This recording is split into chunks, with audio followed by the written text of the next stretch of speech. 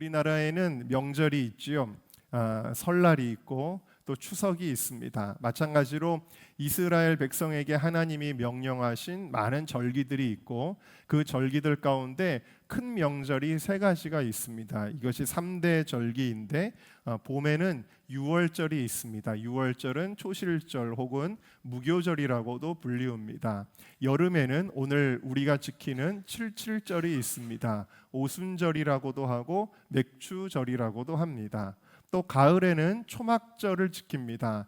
장막절이라고도 하고 수장절이라고도 부릅니다. 특별히 오늘 우리가 기념하는 이 맥추절은 6월절이 지나고 나서 7주가 지나고 77에 49죠. 그리고 그 이튿날 해서 50일. 그래서 77에 49이기 때문에 77절이라고도 부르는 거고요. 그 다음에 50일이기 때문에 50일이 지난 시간이기 때문에 오순절이라고도 부르는 바로 그 맥추절입니다. 그러니까 6월절은 우리가 고난주간으로 지킨다고 한다면, 그러니까 구약의 절기를 오늘 우리가 안 지키는 것이 아닙니다.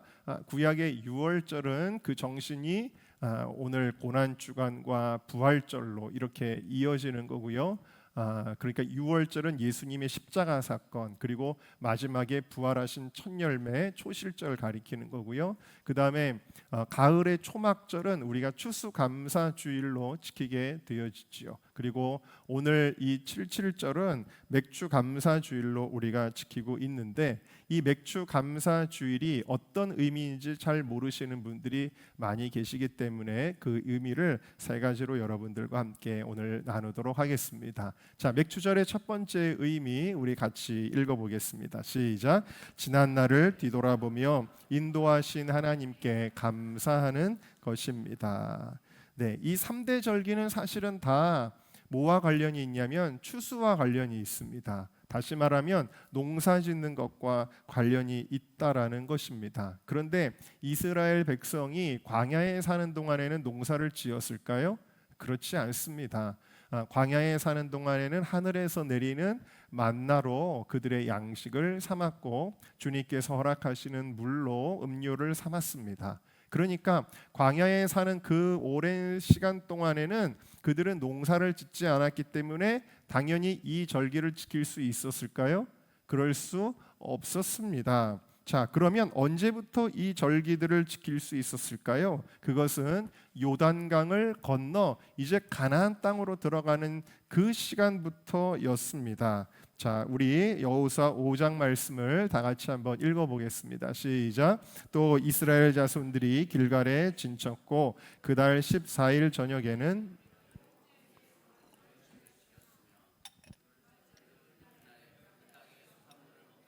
그날의 무교병과 볶은 곡식을 먹었더라.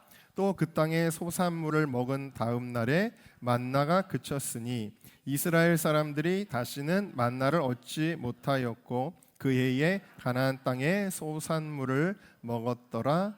자, 그러니까 이스라엘 백성들이 요단강을 드디어 건넜습니다. 그리고 그들이 길갈에 진을 쳤습니다. 그리고 6월절의 시간을 맞이했는데 이때 그 가나안 땅에는 곡식이 있었기 때문에 제일 먼저 유월절을 지키게 됩니다. 그래서 무교절을 지키면서 무교병과 볶은 곡식을 먹게 되었고, 그렇게 되니까 무엇이 그쳤다 그랬어요? 하늘에서 내리던 만나가 그쳤다 그랬습니다.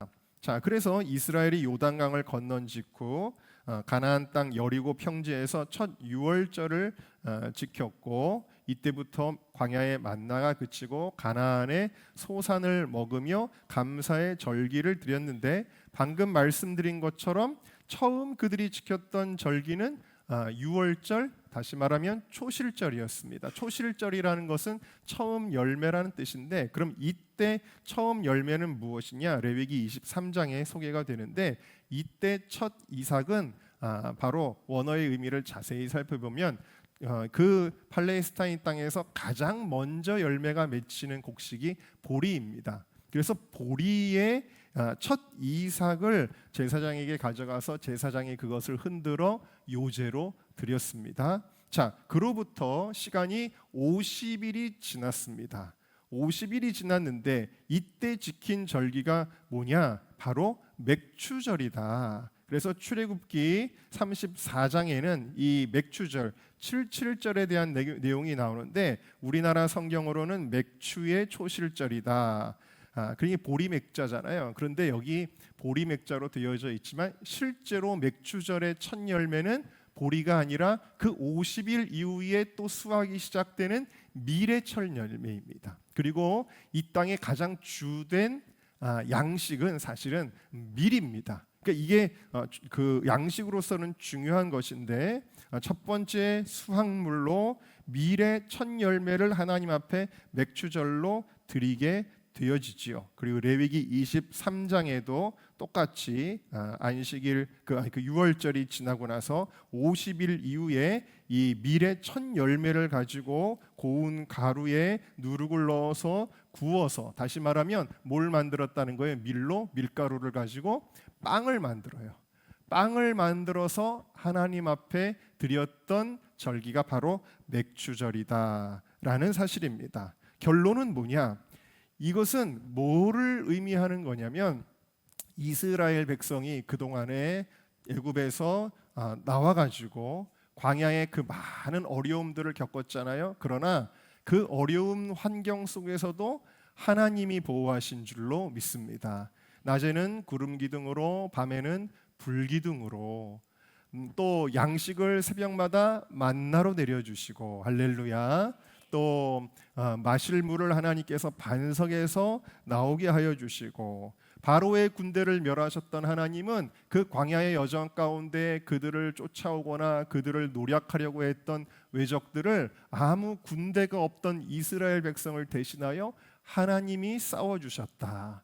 그래서 그들을 무사히 이 가나안 땅까지 인도해 주셨다라는 거예요. 그리고 마침내 요단강을 건너게 하셨고, 그 가나안 땅에서 이제는 만나가 없이도 먹을 수 있도록 하나님이 그 땅에 수확물을 주셨다.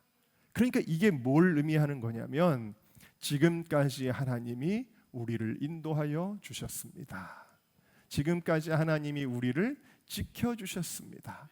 지금까지 나에게 필요한 모든 것을 우리 하나님께서 공급하여 주셨습니다. 이것을 고백하는 저와 여러분들이 되시기를 주님의 이름으로 축원합니다. 누가복음 17장에 보면은 여러분들이 잘 아시는 10명의 문둥병자의 이야기가 나옵니다. 그들이 예수님을 만난 후에 길을 가다가 그들이 나은 것을 깨닫게 됩니다. 그리고 어떻게 합니까? 9명의 문둥병자는 가던 길을 더 재촉하여 빨리 우리 가족들에게 내가 나았다는 사실을 알려줘야지, 그렇게 자기가 살던 마을로 향하게 되는 거예요. 그런데 딱 한 사람, 사마리아 출신인 문둥병자만 그 가던 길을 멈추었다. 그리고 뭐를 기억하게 돼요?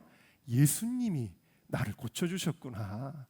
그것을 기억하게 돼요. 그래서 이 딱 한 사람만 예수님께로 돌아오게 되고 그 앞에 살해하며, 그 문둥병자가 가진 것이 뭐가 있겠어요? 그러나 자기가 가지고 있는 것을 최선을 다해서 주님께 감사하는 표를 하였다. 그럴 때 예수님께서 사마리아 사람을 기뻐하시고 네가 병만 나은 것이 아니라 너에게 구원이 이르렀다라는 것을 선포하게 되어지는 것입니다.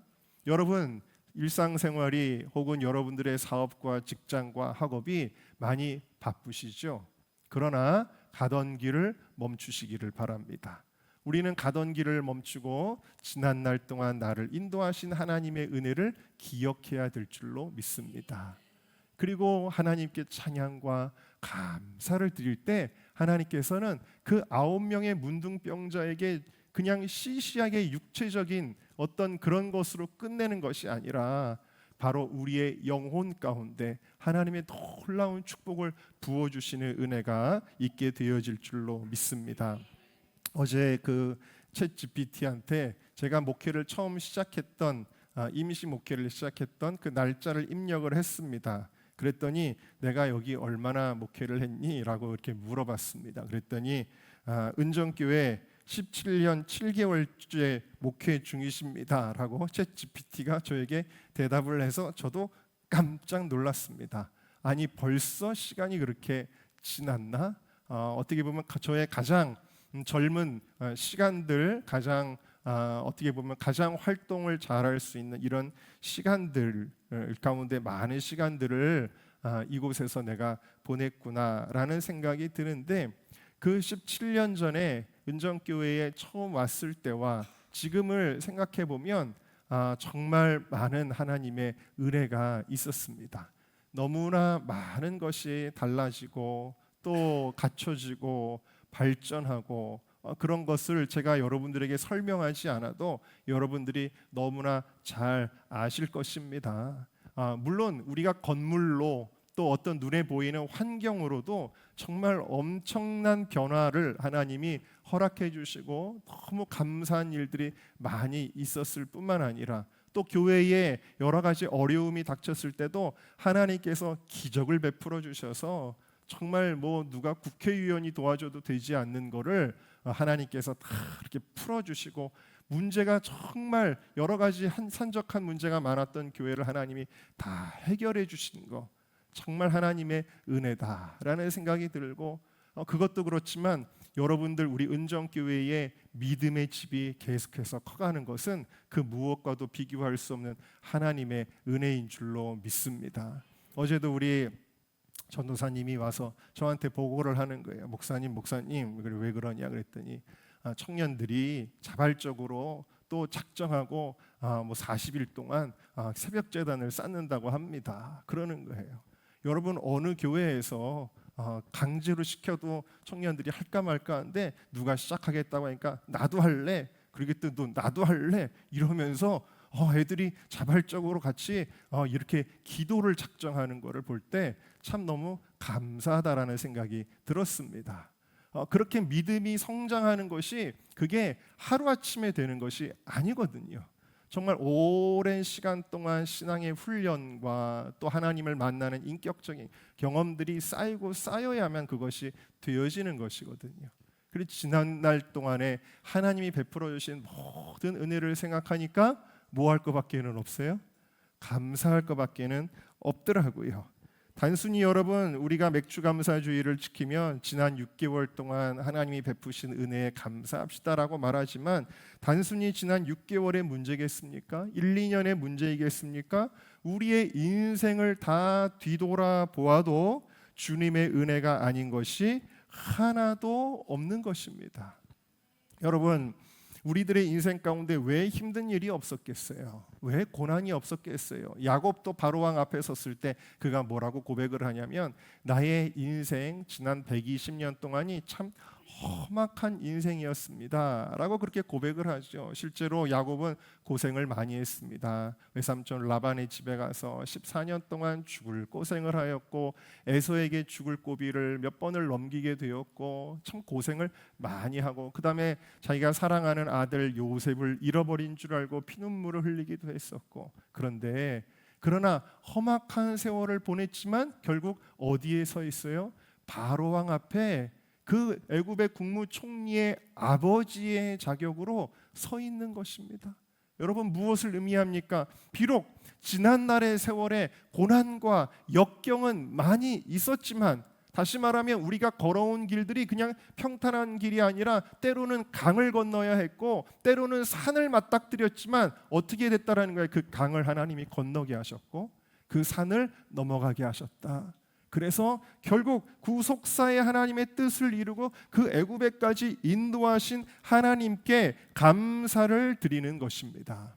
지난 주간에 어떤 청년이 제 방에 들어왔습니다. 그리고 저랑 이제 이야기를 나누는데, 목사님 너무 힘들어요 그러는 거예요.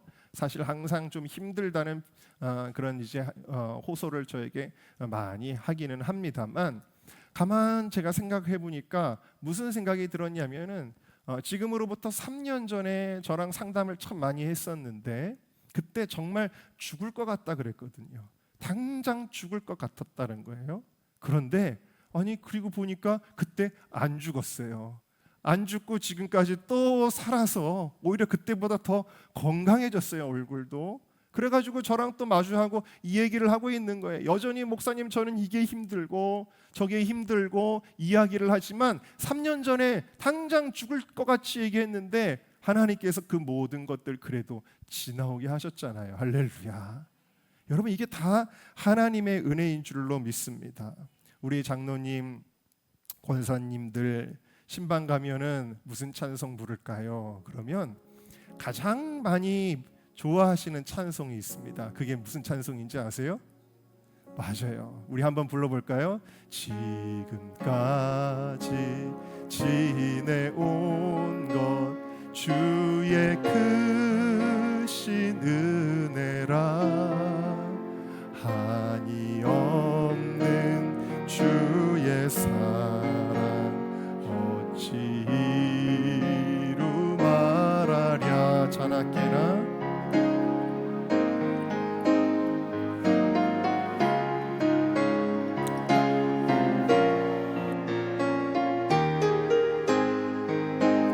모든 일을 주 안에서 형통하게. 우리 3절 부르겠습니다. 주님 다시 배울 날이 주님 다시 배울 날이 날로 날로 다가와 무거운 짐 주께 맡겨 벗을 날도 멀잖네. 나를 위해 예비하신 고향 집에 돌아가 아버지의 품 안에서 영원토록 살리라. 할렐루야. 자, 두 번째 우리 함께 읽겠습니다. 시작. 베풀어 주신 은혜 감사입니다. 네, 이제는 만나와 메추라기가 아니라 이제는 직접 밀농사를 짓고 첫 열매를 거두었습니다. 여러분, 만나, 내가 아무런 일을 하지 않아도 하늘에서 뚝뚝 떨어진 그 만나, 내가 뭘 하지 않았는데도 여기저기서 날아들어온 메추라기만 하나님의 은혜가 아닙니다. 내가 수고해서 씨 뿌리고 밭을 갈고 비료를 주고 물을 줘서 키웠는데 거기서 맺힌 그 열매들도 하나님의 은혜입니다. 여러분 이것을 우리는 기억해야 돼요. 다시 말하면 내가 꼭 기도했는데 갑자기 내 병이 낫는 것만이 하나님의 은혜가 아니에요. 내가 아플 때 내 열을 내릴 수 있는 약이 있고 또 내가 만날 수 있는 의사가 있고 또 내가 수술을 받아서 낫게 되었다면 여러분 그것도 하나님의 은혜라는 거예요. 네. 그러니까 저도 그런 생각이 들었어요. 내가 만약에 조선시대에 태어났으면은 얼마나 제가 얼마 전에도 좀 창피한 그런 승술이죠. 네. 여러분 남자들 핸드폰 많이 보면은 생기는 화장실에서. 네. 그런데 조선시대에 태어났으면 얼마나 불편했을까? 그런 생각이 들어요. 야, 참 감사하다. 이렇게 의술이 있어서 하나님이 이렇게 낫게 해주시니까 너무 감사하다. 그런 생각이 드는 것입니다.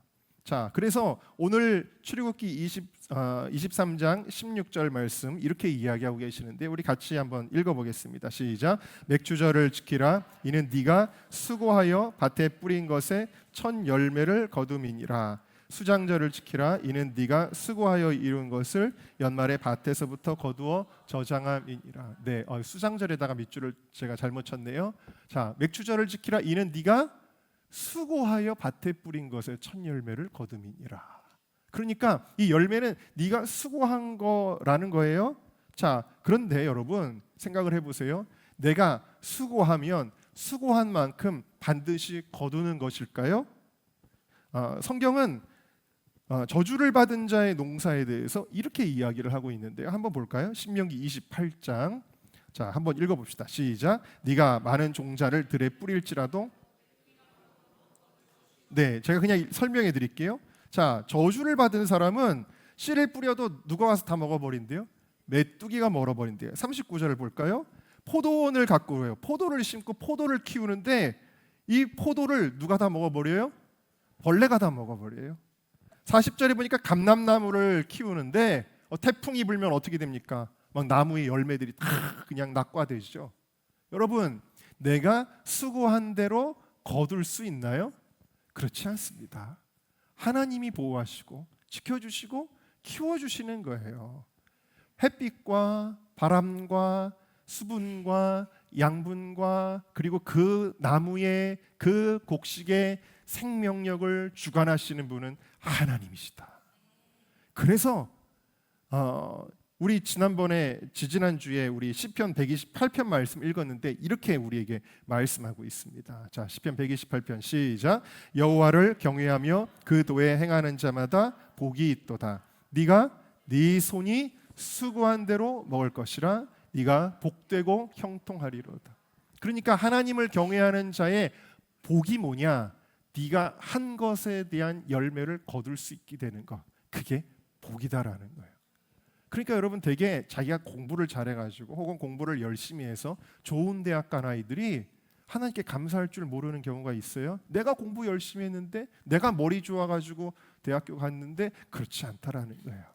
내가 공부를 열심히 했어도 좋은 결과를 거둘 수 있는 것은 당연한 게 아니다. 하나님의 은혜다. 돈을 많이 벌어 열심히 살아서 돈을 많이 벌었어요? 그게 당연한 게 아니에요. 내가 아무리 열심히 해도 안 되는 거는 안 되는 거예요. 그런데 내가 열심히 했더니 수고한 만큼 땀의 결과를 거둘 수 있게 하셨다면 여러분, 그것은 하나님의 은혜라는 것을 기억하시기를 주님의 이름으로 축원합니다. 자, 그래서 오늘 신명기 16장 10절 말씀에 뭐라 그랬냐면, 여호와 앞에 7절을 지키되 네 하나님 여호와께서, 함께 따라합시다, 내게 복을 주신 대로. 자, 아무리 농사에서 거둔 것이라고 할지라도 하나님이 주신 복이라는 거예요. 그게 하나님이 주신 복을 기억하면서 너의 힘을 다하여 자원하는 예물을 드려라 라고 말씀하고 있습니다. 여러분, 세상에 당연한 게 어디 있어요? 지금 여러분들이 보고 있는 게 당연합니까? 내가 볼 수 있는 것은 하나님의 은혜입니다. 여러분들이 지금 설교를 듣고 계시는데 내가 지금 들을 수 있다는 게 당연합니까? 하나님의 은혜입니다. 여러분들이 이 자리까지 걸어 나오셨는데 그게 당연합니까? 하나님의 은혜라는 것입니다.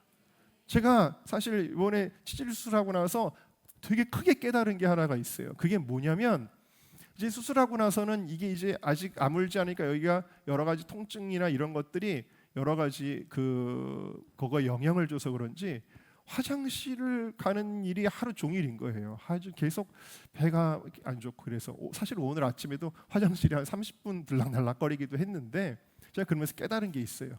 평소에 화장실 가서 볼일 보는 거 별로 감사해 본 적이 없었거든요. 그게 당연한 게 아니에요. 여러분, 편안하게 볼일 보고 오신 여러분들 하나님께 감사하시기를 바랍니다. 왜냐하면 제가 생각이 나더라고요. 예전에 세브란스 병원에 원목실에 계셨던 김봉남 전도사님이 병원에서 이렇게 전도 활동하고 섬김하는데 간증을 하는데, 어떤 분은요, 소변 한 방울을 놓기 위해서 30분 동안 자기 방광을 두들긴대요. 그렇게 힘들게 소변을 보는 분도 있다라는 것입니다. 여러분, 우리는 너무나 많은 것들을 당연하게 여기고 감사하지는 않고 내게 있는 결핍, 내게 없는 것, 내 뜻대로 안 되는 것만 놓고 늘 원망하고 불평하고 그럴 때가 얼마나 많이 있는지 모르는데, 여러분, 감사하시기를 주의 이름으로 축원합니다. 우리 청년들 이번에 영국 가는데, 영국은 전 세계 가장 선진국으로 알려진 나라 아니에요? 그런데도 여러분, 영국도 아직도 뭐 지하철이나 혹은 버스 같은데 에어컨 안 나오는 데가 더 많아요. 우리는 에어컨을 펑펑, 제가 청년들한테 야, 에어컨 좀 아껴 써라 제발. 그러면서 애들이 에어컨 막 이빨이 죄송합니다. 최대한으로 이렇게 막 다 올려놓고 막 펑펑 돌리고, 그리고서는 또 어딜 또 갔어요. 1시간 동안 돌아가고 있어요. 그래서 야, 얘들아, 니네 사람도 없는데 이렇게 에어컨을 알라스카처럼 1시간을 돌려놓냐 그랬더니, 목사님, 모르는 소리 하지 마세요. 에어컨을 켰다 껐다 하면 전기요금이 더 나와요. 야, 그것도 어느 정도지. 이 사람도 없는데 1시간 동안 에어컨을 빵빵 틀어놓고 이렇게 시원한 거를 즐기더라고요. 전기요금 좀 아끼시기를 바랍니다. 아멘을 안 하는데. 그런데 여러분, 제가 어제도 차를 타고 이렇게 지나가는데 여기 이 동네 여러분 보셨는지 모르지만 허리가 90도 이상으로 꼬부라진 할머니가 폐지를 주러 다니는데 리어카를 끌고서는 막 이러고 가는 거예요. 가는데 저는 아주 조그만 차를 지금 끌고 이렇게 가는데도 너무 죄송하다는 생각이 드는 거예요. 나는 지금 에어컨 바람을 맞으면서 이렇게 운전해서 가는데 참 저 할머니는 땀을 펄펄 흘리면서 그 폐유지 하나를 더 주워서 그거 주워봐야 얼마 봅니까 여러분? 100원 200원 받는 거거든요. 근데 그거를 이렇게 막 가는데 내가 에어컨 바람 맞으면서 운전하는 것이 얼마나 감사한가. 그래서 운전하다 말고 하나님 감사합니다 그랬어요. 감사하지 않습니까 여러분? 너무너무 감사한 거예요. 그래서 여러분, 내가 누리는 모든 것들은 당연한 게 아니라 하나님이 주신 복이라는 사실을 깨닫고 여러분 감사하시길 주의 이름으로 축원합니다. 우리 그 찬양도 한번 불러볼까요? 내가 누려왔던 모든 것들은 당연한 것이 아니라 하나님께 감사할 것입니다. 내가 누려왔던 모든 것들이 내가 지나왔던 모든 시간이 내가 걸어왔던 모든 순간이 당연한 것 아니라 은혜였어. 아침해가 뜨고 저녁에 봄의 꽃향기와 가을의 열매 변하는 계절의 모든 순간이 당연한 것 아니라 은혜였어. 모든 것이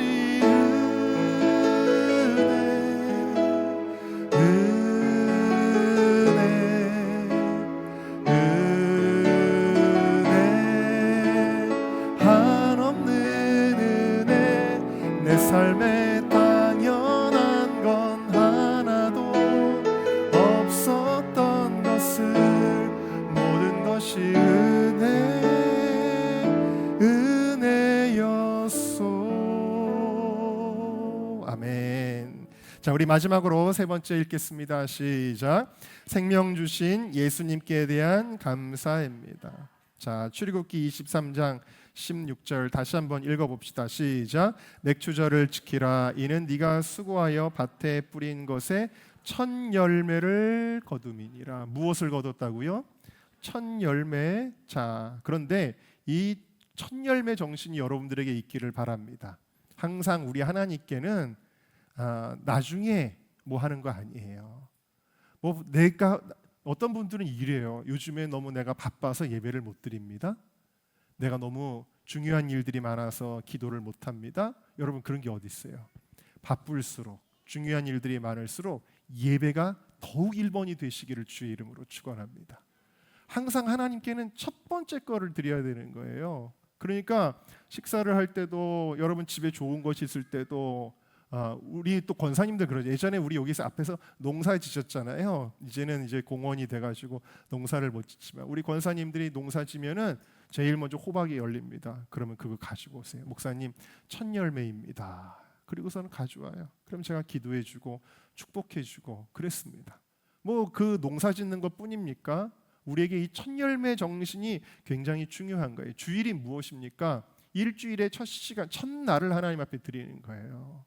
이 첫 열매 신앙으로 무엇을 하든지 먼저 하나님께 예배하고 감사하고 헌신하는 여러분들이 되시기를 주님의 이름으로 축원합니다.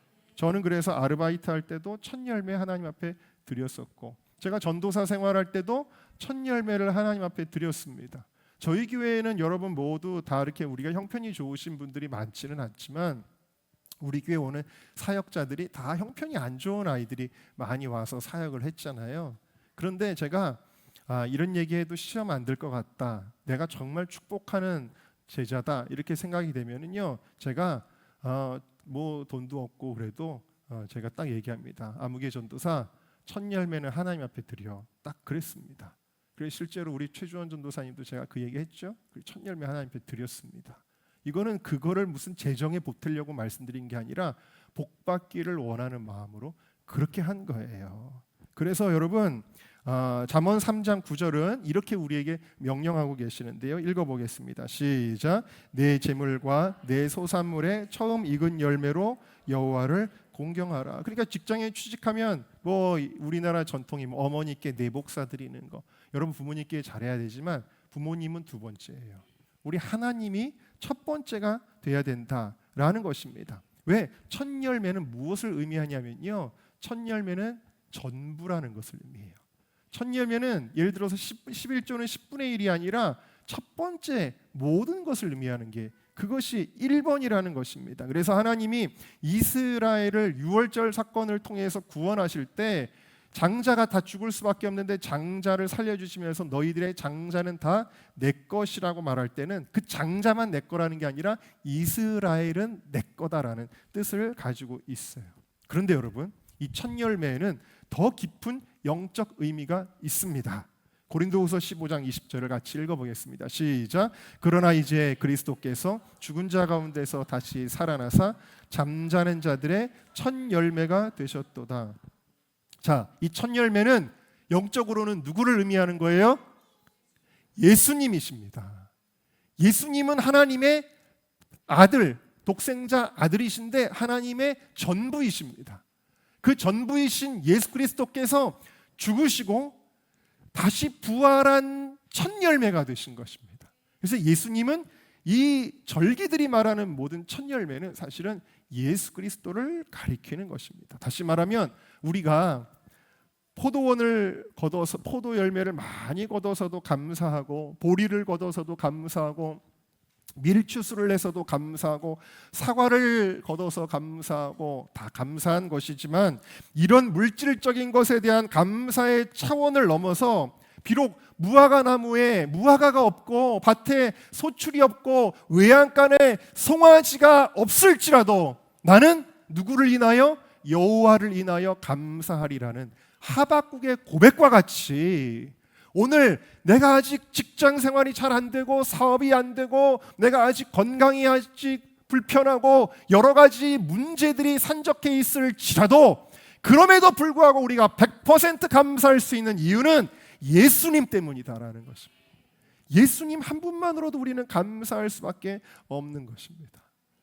3년 전에 맥주감사, 어제 이제 새벽에 설교 준비를 하면서 3년 전에 맥주감사주일 설교 원고를 봤는데 그때 제가 피루페로라고 하는 루게릭병으로 투병하는 어느 여자 청년의 일상을 담은 그 유튜브 채널을 제가 보고 그걸 여러분들에게도 잠깐 이렇게 보여줬어요. 그래서 그게 원고에 있더라고요. 그때 그 영상의 제목이 10손가락 다 굽어져도 나는 괜찮아. 이 청년이 예수를 믿는지 안 믿는지는 제가 잘 모르겠어요. 그런데 참 너무너무 힘든 병이잖아요. 그 병은 정신적으로도 심적으로도 너무 마음을 괴롭게 할 수밖에 없는 그런 병 아닙니까? 너무 예쁘장한 여자 청년이 점점 근육이 굳어가는 병이잖아요. 그런데 이 청년의 모든 일상 가운데 감사, 기쁨 이런 것들이 계속 고백이 되는 걸 보고 제가 참 큰 감동을 받고 여러분들에게도 보여드렸던 적이 있는데 벌써 3년이 지난 거예요. 그게. 그래서 그 링크를 제가 클릭을 할까 말까 고민을 했어요. 왜 그러냐면 조금 겁이 났어요. 그 청년을 보고 내가 감동을 많이 받았는데 혹시 이제 3년이라는 세월이 지나서 이 청년이 혹시 하늘나라를 가진 않았을까 하는 생각이 딱 들으니까 그거를 클릭하기가 겁이 나더라고요. 그래도 한번 봐야 되겠다. 그래서 용기를 내서 클릭을 딱 했는데 역시가 아니라 다행히 그 청년이 여전히 또 밝은 모습으로 있는 영상을 보았습니다. 근데 3년이 지나니까 아무래도 3년 전보다는 더 상태가 좋지 않은 것 같았어요. 아무튼 간에 이걸 이렇게 이제 보았습니다. 보았다가 어제 새벽이죠. 우리 청년 한 명이 잠수를 탔다 그래가지고 이제 오늘 교회 안 나오면 안 되는데 생각이 들어가지고 제가 새벽에 카톡을 한번 딱 보내봤습니다. 카톡을 딱 보냈더니 제가 뭐라고 보냈냐면 너가 불평하는 일들이 사실은 감사해야 할 일들이란다. 그러니까 자기한테 뭐가 자꾸 주어지는데 그래 자기한테 이렇게 해야 된다 저렇게 해야 된다 그러는데 그게 이제 너무 부담이 돼가지고 이제 잠수를 탄 것 같아요. 그래가지고 이야기를 했습니다. 아무것도 관여 안 하고 간섭 안 하고 편하게만 해주면 그게 복일까? 오히려 나를 성장시켜주는 그런 어떻게 보면은 정말 관심이고 양육이고 훈련인데 그건 정말 감사해야 될 일이 아닐까? 이렇게 생각을 네가 바꿔야 된다. 그래서 카톡으로 제가 그 한마디를 이렇게 딱 보내줬습니다.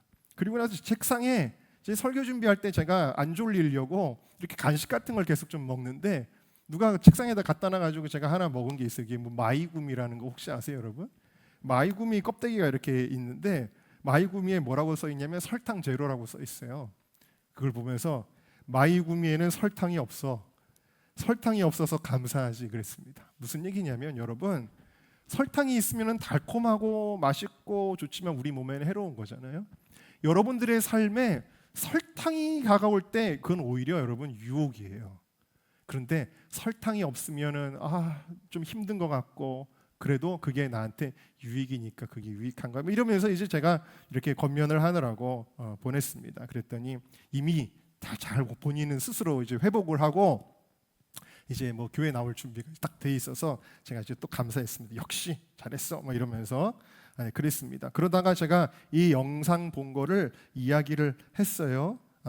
그래서 딱 3년 만에 와봤는데 아직 살아있네 그러면서 나으면 좋겠어. 그렇게 제가 이제 카톡을 보냈습니다. 자 그러면서 나중에 그랬더니 이 병 숨 쉬는 근육도 나중에 약해져서 숨도 못 쉬고 고통스럽게 죽는 병이잖아요. 그랬습니다. 그런데 갑자기 이 청년이 저한테 뭐라 그러냐면 그런데 목사님은 왜 이 병에 걸리고 싶으세요? 그러는 거예요.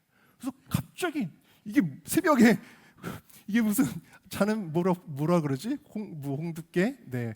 갑자기 목사님은 왜 이 병에 걸리고 싶어요? 얘가 왜 나를 갑자기 이 밤에 악담을 하나 나한테? 제가 너무 깜짝 놀래가지고 야 너 나한테 뭔 소리를 하는 거냐? 아마 그랬더니 아니 목사님 왜 그 병에 걸리고 싶으세요? 자꾸 이러는 거예요. 그래가지고 왜 그러냐? 너 빨리 지워라 그 말. 빨리 이제 삭제하면 삭제되잖아요. 기분 나빠가지고 빨리 지워라. 안 지워. 빨리 지우라니까. 이제 이랬습니다. 근데 그 대화의 과정 가운데 제 마음에서 뭘 발견했냐면 그래서 알고 보니까 잘못 읽었대요. 그 청년이 나으면 좋겠어라고 제가 썼는데 그 청년이 나였으면 좋겠어 이렇게 읽었다는 거예요. 나였으면 좋겠어.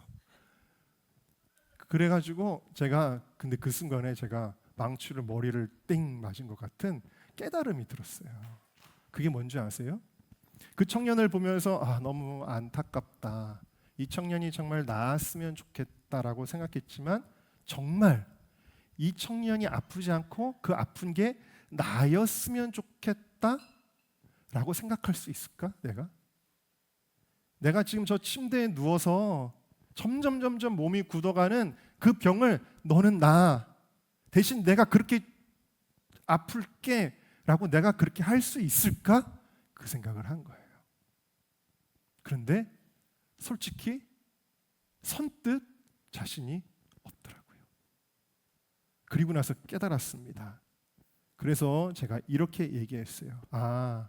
그 말이었구나. 그러면서 예수님은 그러셨지.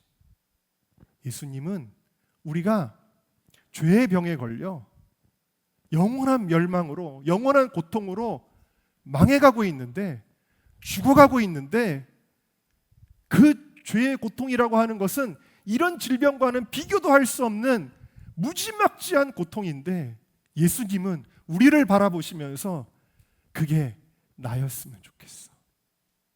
네가 당하는 그 멸망, 고통 형벌, 그거를 내가 대신 짊어질게. 너는 나아라 라고 말씀하신 분이 우리 예수님이시다 라는 거 아닙니까? 그래서 성경은 이렇게 이야기하고 계십니다. 이사야 53장 같이 읽어보겠습니다. 시작. 그는 실로 우리의 질고를 지고 우리의 슬픔을 당하였거늘 우리는 생각하기를 그는 징벌을 받아 하나님께 맞으며 고난을 당한다 하였노라. 그가 찔림은 우리의 허물 때문이요 그가 상함은 우리의 죄악 때문이라. 그가 징계를 받음으로 우리는 평화를 누리고 그가 채찍에 맞음으로 우리는 나음을 받았도다. 우리는 다 양 같아서 그릇 행하여 여호와께서는 우리 모두의 죄악을 그에게 담당시키셨도다. 여러분, 물론 지난 날 동안 우리 가정을 지켜주신 것, 우리의 사업을 지켜주신 것, 또 우리의 건강을 지켜주신 것 다 감사할 일이죠. 그러나 설사 그런 것이 잘 되지 않았다고 할지라도 여러분, 나 대신 그 모든 죄의 고통을 짊어지시고 나에게 영원한 천국과 생명과 구원을 주시고 지금도 우리에게 찾아오셔서 네가 당하는 그 고통 그거 내가 대신 짊어질게. 그게 나였으면 좋겠어 라고 말씀하시는 그 예수님 한 분만으로도 우리는 감사할 수밖에 없는 것입니다. 우리 시간 함께 기도하겠습니다. 하나님, 나를 위해서 십자가 지신 분, 그 십자가는 사실은 내 것인데 예수님이 가져가 주셨습니다. 생명 주신 그 예수님께 감사함으로 오늘 다시 한번 이 맥주 감사 주일에 주님께 찬양과 영광을 돌리는 나의 삶이 되게 하여 주시옵소서. 우리 다 같이 주여 한번 부르고 통성으로 기도하겠습니다.